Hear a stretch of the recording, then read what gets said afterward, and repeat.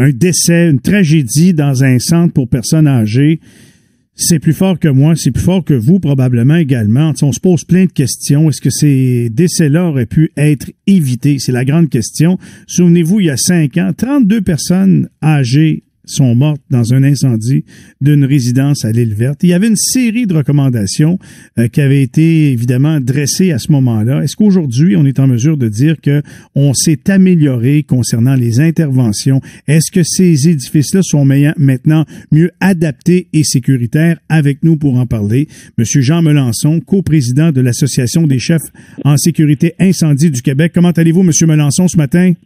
Ça va très bien, M. Langevin, vous aussi? Ça tombe-tu mal qu'on se parle aujourd'hui de la tragédie d'il y a 5 ans et que soudainement arrive dans l'actualité comme ça le décès de la maman de Gilles Duceppe? J'ose croire que vous êtes sous le choc quand vous travaillez dans ce domaine-là et qu'il est question d'un de ces centres-là également.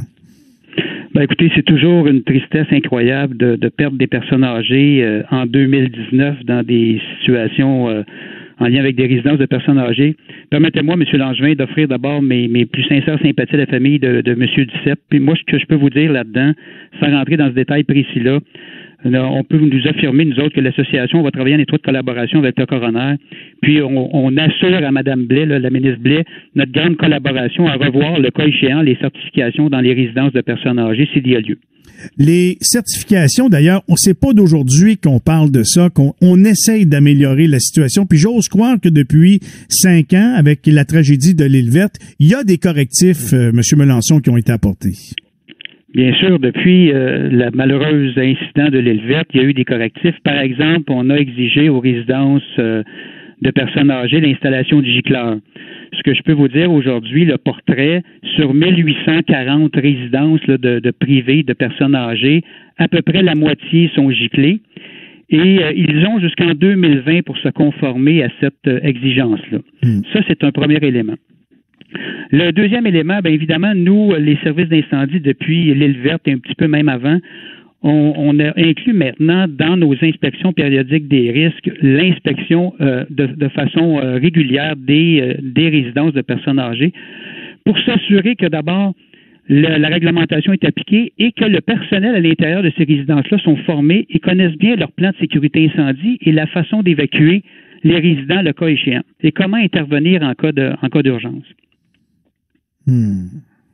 Mais ce que je veux comprendre, c'est qu'on a beau faire de la formation, ça demeure toujours, il faut qu'il y ait une routine, il faut qu'il y ait un protocole clairement établi par rapport à comment ça doit fonctionner en cas d'urgence. Et avec des personnes âgées, c'est pas toujours facile parce que il y a un roulement de personnes âgées dans ces centres-là. Alors, est-ce qu'il faut renouveler ça, au mois ou 2 mois ou 3 mois? Qu'est-ce que vous pouvez nous dire là-dessus? Ben, en fait, il faut le renouveler le plus souvent possible et tous les résidents doivent connaître à l'intérieur de la résidence, doivent connaître le plan de sécurité incendie. Mais vous le dites, évidemment, c'est de la population vieillissante, c'est pas tout à fait évident qu'ils maîtrisent bien le plan de sécurité incendie et l'évacuation et quoi faire dans cette circonstance-là. Et l'autre défi que nous avons, vous le savez, dans les résidences de personnes âgées comme ailleurs, il y a beaucoup de mouvements de main-d'œuvre. Donc, souvent, c'est souvent des personnes des employés qui sont nouveaux, puis qu'ils doivent connaître les plans de sécurité incendie. Dites-moi, quand de façon générale, est-ce que vous êtes satisfait des plans d'intervention d'urgence qu'on a mis en place? Puis quand vous faites des vérifications, est-ce que de façon générale, quand vous repartez de là, vous dites, bon, ben ici, là, on a l'esprit tranquille. Si jamais il arrive de quoi, ça veut pas dire qu'on va sauver tout le monde, mais au moins, s'il arrive de quoi, tout est en place, il y a un protocole qui tient la route. Est-ce que ça, là, maintenant que vous faites des vérifications, c'est ce que vous pouvez dire de la majorité des centres au Québec? Absolument, parce que pour qu'un centre privé puisse opérer une résidence de personnes âgées, il doit obtenir une certification. Et de la certification, il y a différents ministères, mais nous, au niveau des incendies, c'est tout ce qui touche le plan de sécurité incendie et le plan d'évacuation. Donc, il y a même des évacuations qui sont faites pour prouver que la résidence et les employés sont en mesure, en cas d'urgence, d'évacuer l'ensemble du bâtiment. Donc, s'ils n'ont pas de certification, ils ne sont pas en mesure d'opérer. Donc, ils doivent se conformer à la réglementation qui est émise par le gouvernement du Québec. Les gicleurs, c'est un gros problème. J'ose croire que tous les autres outils qui peuvent prévenir les détecteurs de fumée, les détecteurs de monoxyde de carbone, ça semble être en mode, ça là, récemment. Aussi, c'est vérifié par les gens qui vont faire des vérifications dans ces centres-là. Absolument, c'est vérifié par l'ensemble des services d'incendie dans les centres d'hébergement. Puis vous savez, Monsieur Langevin, le défi que nous avons dans les prochaines années, puis nous, à l'Association des chefs en sécurité incendie du Québec, c'est le vieillissement de la population. On en parle aisément. Puis d'ici 10 ans, c'est 1 million de plus d'aînés au Québec. Donc, on va avoir besoin davantage de résidences de personnes âgées et il va falloir s'attaquer à ce problème-là de façon sérieuse. Puis moi, je peux répéter ce que je vous disais tantôt. On veut travailler avec le gouvernement pour voir venir être au devant des coups avec le vieillissement de la population des prochaines années. Monsieur Melançon, je veux pas revenir faire le procès de personne, mais l'histoire de la mère de Monsieur Duceppe, c'est une fausse alerte. C'est une fausse alerte qui a déclenché tout ça. Des fausses alertes, il y en a une puis une autre là. Puis des fois, ben c'est ça qui peut mener la confusion, qui peut porter à la confusion. Je veux pas parler de son cas précis à elle, mais ça peut survenir n'importe où, une situation comme celle-là.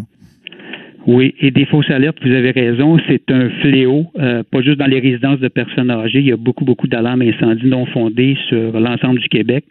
Donc, nous travaillons activement à faire le nécessaire avec les différents partenaires pour diminuer le nombre de fausses alertes. Mais encore là, vous savez, c'est toujours le plan de sécurité incendie. Il y a des consignes qui sont émises, surtout dans des immeubles d'importance, là. C'est des consignes qui sont émises aux résidents, que ce soit dans une résidence de personnes âgées ou dans d'autres résidences, là, par exemple un bâtiment de grande hauteur. Et c'est de suivre les consignes qui sont émises par les responsables et par le service d'incendie quand on arrive sur les lieux. Quand on a une résidence qui accueille des personnes âgées, il y a des vérifications, vous nous l'avez bien expliqué, puis bien souvent, vous quittez les lieux en vous disant, bon, ben là, le protocole est bien établi, on est confiant. Mais quand une résidence, exemple quelconque, il y a plusieurs incidents qui surviennent. Est-ce qu'il y a un rapport qui est fait? Qui s'occupe de ça? C'est votre association? C'est qui, au bout du compte, qui a autorité là-dessus? Ben en fait, le défi que nous avons dans ce genre d'événement-là, c'est vraiment aussi c'est de ne pas travailler en silo, parce que il peut y avoir le ministère de la Sécurité publique, il peut y avoir le ministère de la Santé, il y a les municipalités avec les services d'incendie.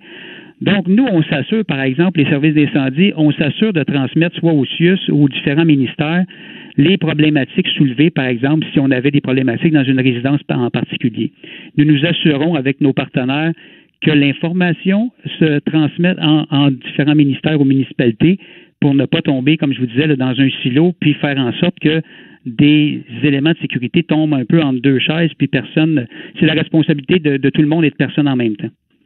Vous, seriez-vous là en faveur que dans toutes les résidences pour personnes âgées, puis souvent ils sont nombreux, ça peut être des centaines, qu'il y ait un genre de poste de sécurité, pas juste pour les incendies, sécurité des gens, poste de surveillance avec des caméras, puis qu'il y ait quelqu'un tout le temps, 24 heures sur 24, qui soit appelé à surveiller toujours ce qui peut se passer à l'intérieur. Pensez-vous que ça, c'est nécessaire?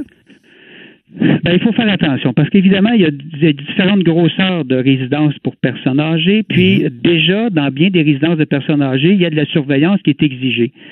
Donc, il faut, dépendamment de la grosseur de la résidence, il y a de la surveillance normalement en tout temps. Puis vous savez, d'une résidence, même si c'est d'une résidence à faible nombre de personnes à l'intérieur, normalement, il y a des proposés, il y a toujours des gens en surveillance 24 heures par jour et 7 jours semaine. Merci beaucoup, M. Melançon. Je comprends qu'on peut pas rentrer dans le vif du sujet concernant les événements récents qui sont survenus. Merci beaucoup. C'est rassurant de savoir que nos aînés, au moins, il y a de la surveillance, puis en espérant que ces gens-là qu'on forme restent à leur emploi et que le protocole soit respecté, puis qu'en cas d'intervention urgente, ça se passe bien. Merci beaucoup d'avoir pris le temps pour nous ce matin. Merci, M. Langevin. M. Jean Melançon, coprésident de l'Association des chefs en sécurité incendie du Québec. il peut pas vraiment commenter ce qui est survenu dans les derniers jours du côté du luxe-gouverneur de l'Est de Montréal. Ce qu'on apprend, c'est qu'il y aurait eu déjà dans ce centre-là 4 incidents. Est-ce que ce dont nous parlait M.